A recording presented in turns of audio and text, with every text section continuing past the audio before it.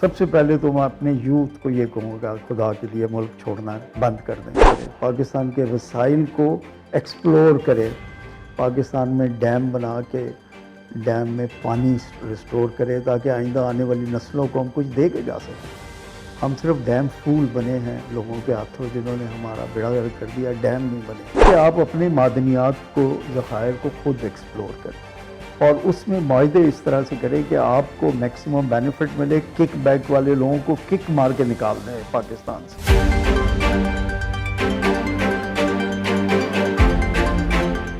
السلام علیکم ناظرین, میں ہوں نظر حسین محبوب اور آپ دیکھ رہے ہیں چیلنج ٹائم ٹی وی. ناظرین, پاکستان اپنی 76ویں سالگرہ منانے کو ہے. 76 سال پہلے پاکستان کا وجود عمل میں آیا اور آج ہم ایک آزاد فضا میں سانس لے رہے ہیں. ہمارے آباء و اجداد نے بڑی قربانیوں کے بعد یہ ملک حاصل کیا تھا اور آج ہم ایک آزاد ملک اور آزاد وطن کو انجوائے کر رہے ہیں. یقیناً یہ قدرت کی بہت بڑی نعمت ہے. آج کے اس پروگرام میں ہمارے ساتھ موجود ہیں پاور وین پرائیویٹ لمیٹڈ کے چیف آپریٹنگ آفیسر جناب سہیل رانا.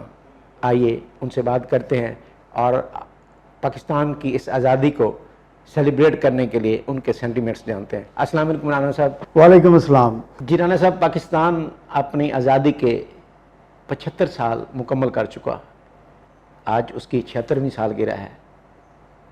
آپ پاکستان کے سفر کو کس نظر سے دیکھتے ہیں؟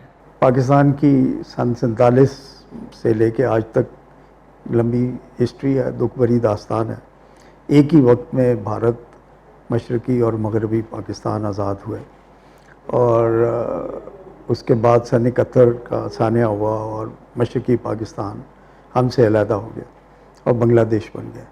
اس کے بعد سے ہم نے یہ دیکھا کہ بنگلہ دیش اور ہندوستان ترقی کے راستوں پہ چل پڑے. ہندوستان سیدھا جون سا ہے وہ چاند تک پہنچنے کی سٹیج پہ آ گیا اور بنگلہ دیش کی ایکسپورٹس اسکائی راکٹ ہو گئی.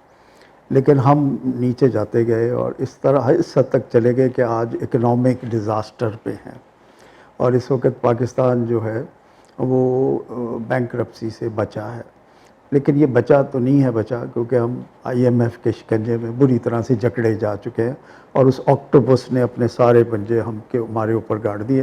ہماری آندہ نسلیں مقروض ہیں اور ہیویلی مقروض ہیں. تو ایسی صورت میں کوئی آزادی کا پیغام دینا بھی تھوڑا دکھ بھرے دل کے ساتھ ہی ہے. تو میں یہی کہنا چاہوں گا کہ اس وقت حالات کوئی ہمارے اتنے امید افزا نہیں ہیں. رانا صاحب, پاکستان بے پناہ پوٹینشلز کا حامل ملک ہے جس میں 4 قدرتی موسم اور بے پناہ قدرتی وسائل موجود ہیں. لیکن ہم آج بھی مقروض ملک کے طور پہ پہچانے جاتے ہیں. اس کا ذمہ دار کون ہے؟ شاہ صاحب, بڑا پرٹیننٹ کویسچن ہے اور اس میں اس طرح سے ہے کہ قائد اعظم محمد علی جناح نے جب ہمیں پاکستان دلوایا تو وہ اتنی بڑی امید تھی اور اتنی بڑی ایک وہ کامیابی کی طرف سفر تھا کہ ہمیں امید تھا کہ ہم بڑی سپیڈ سے آگے جائیں گے اور دنیا کی ایک بہت بڑی عالمی معاشی طاقت بن جائیں گے.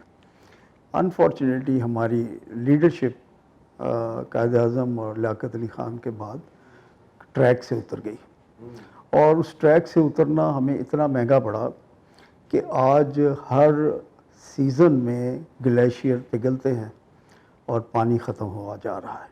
سیلاب آتا ہے, سیلاب کا پانی سمندر میں چلا جاتا ہے, تباہی و بربادی کرتا ہو.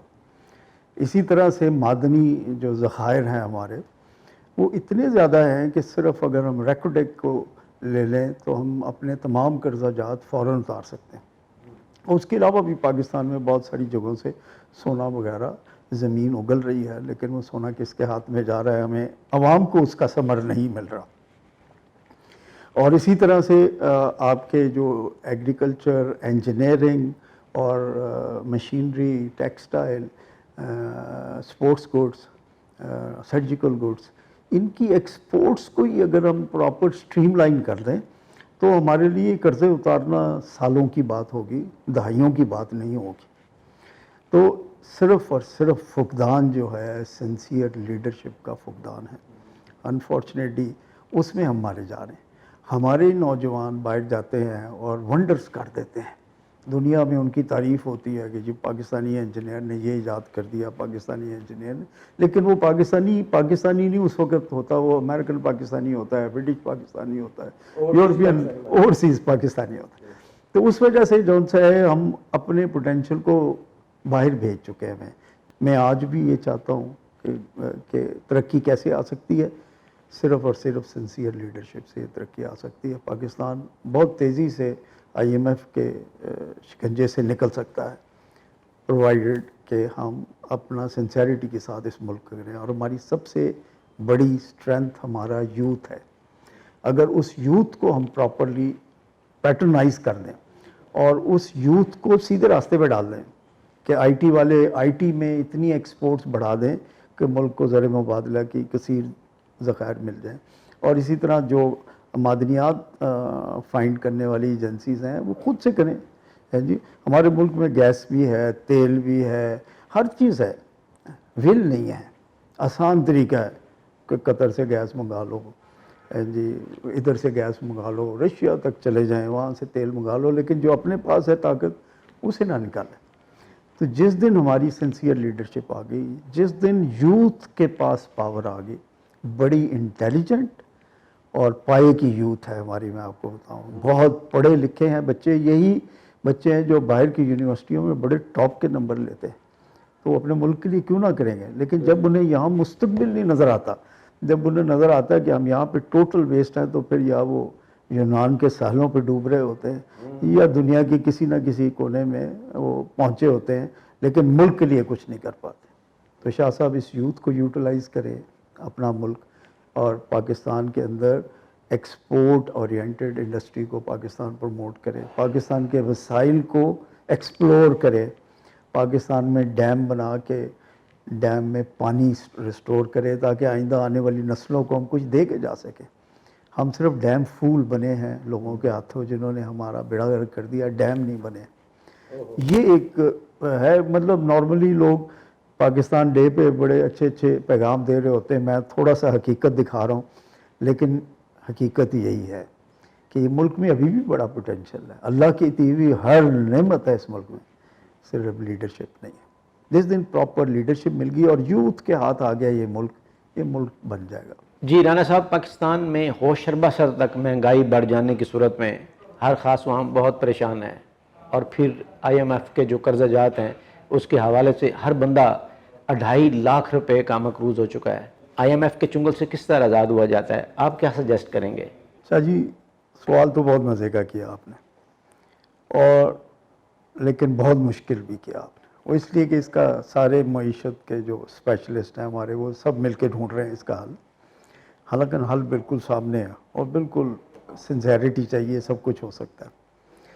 جب سے پاکستان بنا ہے، پاکستان میں قائد اعظم کے بعد لیاقت علی خان آئے اور اس کے بعد باقی کے لیڈر آئے، لیکن ہوا یہ ہے کہ آپ کے ملک میں اس وقت جو آج کی صورتحال ہے، 2 لاکھ ٹیکس پیئرز، 25 کروڑ کی عوام ہے، 2 لاکھ کے ٹیکس پیئر ہیں، اور وہ 2 لاکھ جو ٹیکس پیئرز ہیں، ہماری ہر گورنمنٹ نے کوشش کی ہے کہ یہ ٹیکس کیوں دے رہے ہیں، ان کی کمر اور توڑ دو۔ میں اپنا ذکر کرتا ہوں، I am paid C O of the company, اب 27.5% میری تنخواہ میں سے صرف ٹیکس کٹے گا۔ So you can pretty well imagine where will I survive, اور کیا ہوگا میرے ساتھ، جبکہ میرا گھر کا بجلی کا بل بھی اتنا ہی گنا بڑھ جائے گا جب آئے گی۔ جی پیک آورز شام کو 5 سے 11 بجے کر دیے گئے ہیں، مطلب آپ گرمی سے مر جائیں، اے سی نہ چلائیں، کیونکہ اے سی چلائیں گے تو بل سے مر جائیں گے۔ تو اس عوام ساری کے ساتھ یہی ہو رہا ہے، چاہے وہ کوئی 400 کا بل نہیں دے سکتا یا کوئی 4 لاکھ کا بل نہیں دے سکتا اس کی سیلری کے حساب سے، لیکن اینڈ آف دی ڈے تو صرف وہ لوگ بچے ہوئے ہیں جو یا کرپٹ ہیں، جن کے ہاں حرام کی کمائی ہے، یا جو سرکاری کھاتوں میں عیاشیاں کر رہے ہیں، یا جو زمینوں اور پلاٹوں کے سودے کر رہے ہیں، وہ لوگ ان کو کیا فرق پڑتا ہے، یا ان سے کیا پوچھیں گے کہ آٹے کا کیا بھاؤ یا دال کا کیا بھاؤ ہے۔ تو اس صورت میں جو اس وقت ہم کر سکتے ہیں چیزیں جس سے کہ ہمارا ملک واپس ٹریک پہ آ سکتا ہے، سب سے پہلے تو میں اپنے یوتھ کو یہ کہوں گا، خدا کے لیے ملک چھوڑنا بند کر دیں، ہیں جی، اپنے بزرگوں کو اور اپنے بزرگوں کی زمینوں کو چھوڑ کے اس ملک سے مت جائیں، وائی ہمیں آپ کی ضرورت ہے۔ جب آپ بچے تھے تو آپ کو ہماری ضرورت تھی, ہم آپ کے لیے سب کچھ کرتے رہے. اب ہمیں آپ کی ضرورت ہے, آپ ملک چھوڑ کے مت جائیں. بیکاز یہ برین ڈرین جو ہے یہ ناقابل برداشت ہے اور یہ ملک کو مزید تباہی کی طرف لے جائے گا. اور دوسرا, گورنمنٹ ٹیکس نیٹ بڑھائے. جی میکسیمم لوگوں کو جن کے پاس گھر ہیں, بڑے بڑے لینڈ کروزرز ہیں, گاڑیاں ہیں, ان کو ٹیکس نیٹ میں لے کے آئے. جب تک آپ ٹیکس نیٹ نہیں بڑھائیں گے آپ IMF کے قرضے اتارنے کی پوزیشن میں نہیں آئیں گے. آپ ان 2 لاکھ لوگوں سے قرضہ نہیں اتار پائیں گے, میں آپ کو بتا رہا ہوں. تیسرا, انڈسٹری کو فروغ دینے کے لیے ان کو سبسیڈائز ریٹس پر بجلی دیں. آپ کو میں ترکی کی مثال دیتا ہوں. ابھی ریسنٹلی میں ترکی سے بھی ہو کے آیا تھا اور میں نے اسٹڈی کیا کہ ان کی ترقی کا راز کیا ہے. وہ ایک نیشن ہے, ایک قوم ہے جس کی ایک ہسٹری ہے. ہم شاید آج تک نیشن نہیں بن سکے شاہ صاحب, ایک قوم نہیں بن سکے. میں معذرت کے ساتھ, 14 اگست ہے لیکن میں معذرت کے ساتھ, ہم قوم نہیں ہیں, ہم ایک ریوڑ ہیں جس کو جو جس طرف چاہے دھکیل رہا ہے. ترکی میں نے دیکھا کہ وہ ایک قوم ہے, ایک نیشن ہے اور وہ ایک ڈسپلن میں چل رہے ہیں. اچھا, پھر میں نے ان کی انڈسٹریل گروتھ کو آبزرو کیا کہ انڈسٹریل گروتھ کیسے ہوئی. تو میں نے یہ دیکھا کہ گورنمنٹ نے وہاں پہ انڈسٹری کو سبسیڈائز بجلی دی, سبسیڈائز گیس دیے, ٹیکس چھوٹ دی تاکہ ان کی ایکسپورٹس بڑھے. ہم ڈائریکٹ عوام کو تو ساری چیزیں سبسیڈائز یہ وہ کرتے ہیں لیکن انڈسٹری کے اوپر سارا بوجھ لاد دیتے ہیں, تو اس میں انڈسٹری ایکسپورٹ کے قابل نہیں رہتی. تو کہنے کا مقصد یہ ہے کہ اپنی ایکسپورٹ اورینٹڈ انڈسٹری کو سہولتیں دیں, ان کو بجلی کم ریٹ پہ دیں, ان کو گیس کم ریٹ پہ دیں, ان کو آپ جون سا ایکسپورٹ کے لیے سہولتیں فراہم کریں.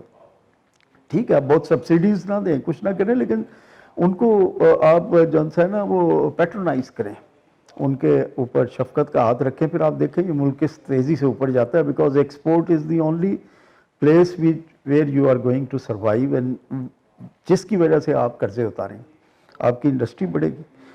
تو تیسرا فیکٹر, ڈیم بنائیں. جتنی جلدی ہو سکتا ہے ڈیموں کے اوپر مسلسل کام کریں اور مسلسل ڈیم بنائیں تاکہ یہ جو گلیشیئرز کا پانی پگھل کے سمندر میں گر رہا ہے یہ پانی جون سا ہے بچ سکے. میں خود ایک سیمینار اٹینڈ کیا دبئی میں جس میں ہمارے ہمسایہ ملک کے امبیسڈر نے یہ کہا تھا کہ ہم پاکستان کو ریگستان بنا دیں گے, اور یقین کیجئے انہوں نے کر کے دکھا دیا ہے. آج انہوں نے ہمارے دریاؤں کے رخ موڑ دیے ہیں, پانی آپ کا کم سے کم ہوتا چلا جا رہا ہے. وہ وقت دور نہیں جب ہم پانی کی بوند کو ترسیں گے. تو اگلی جنگیں جو ہیں شاہ صاحب یہ نوٹ کر لیں, یہ پانی پہ ہونی ہے. تو سب سے بڑی ضرورت ہمیں اس وقت پاکستان میں میکسیمم پانی کے ڈیم بنانے کی ہے جس میں پانی کے ریزروائر بھی آئے گا اور سب سے سستا سورس بجلی بنانے کا بھی آ جائے گا. ٹھیک ہے. چوتھا یہ ہے کہ آپ اپنے معدنیات کو, ذخائر کو خود ایکسپلور کریں اور اس میں معاہدے اس طرح سے کریں کہ آپ کو میکسیمم بینیفٹ ملے. کک بیک والے لوگوں کو کک مار کے نکال دیں پاکستان سے. جو کک بیک لیتے ہیں gave them a kick so that وہ پاکستان سے نکل جائے اور یہ پاکستان کا سرمایہ پاکستان کے لوگوں پہ خرچ ہو اور پاکستان ترقی کے راستے پہ چلے. اس کے آگے آپ کی جو یوتھ باہر جا رہی ہے, ان کا جو برین ڈرین ہو رہا ہے, انہیں روکا جائے. ان کو یہاں پر اتنی سہولتیں دی جائیں, ان کو یہاں پہ تعلیم کے ایسے وسائل دیے جائیں کہ وہ آگے بڑھ کے کام کر سکیں. شاہ صاحب میں بھی یہیں کا پڑھا ہوا ہوں, سرکاری اسکول میں, سرکاری کالج, سرکاری یونیورسٹی میں پڑھا ہوا ہوں. پھر باہر رہا میں 20-22 سال اور باہر رہ کے پاکستان کے لیے کام کیا, پاکستان کے لیے فورن ایکسچینج ارن کیا, پاکستان کو بھیجا. پھر پاکستان کی محبت میں 2007 میں واپس آ گیا کہ نہیں میرے اندر اب تجربہ آ گیا, میں نے ملک کو کچھ دینا ہے. تو آج ہم ایک ایکسپورٹ اورینٹڈ انڈسٹری میں بیٹھے, پاور ویژن سسٹم, جہاں سے لوگ ڈیزل انجن بنا کے ایکسپورٹ کر رہے ہیں.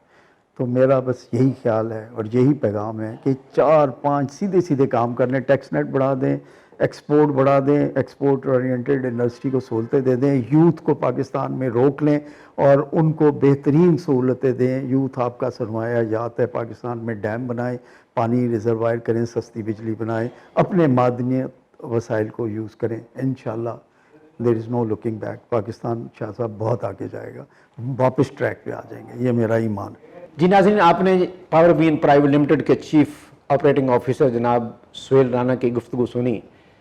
انہوں نے پاکستان کو قرضوں سے نجات حاصل کرنے کا طریقہ بھی بتایا اور اپنی ینگ جنریشن کو اس ملک کو چھوڑ کر باہر جانے سے بھی روکا.